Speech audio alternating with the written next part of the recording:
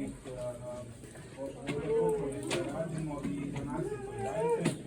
Idu našim korisnicima za sve aktivnosti koje se događaju u zajednici, od kava, od pizza, slobodno. Hvala svima još jednom.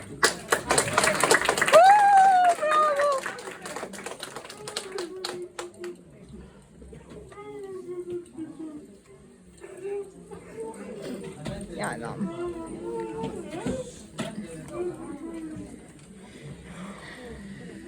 Svake godine.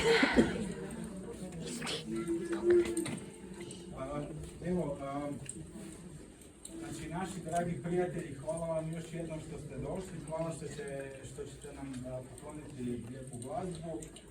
Isto tako kolegica Snježana je pripremila za vas jednu sitnicu. Želim vam svako dobro i uživajmo. Bravo, tako.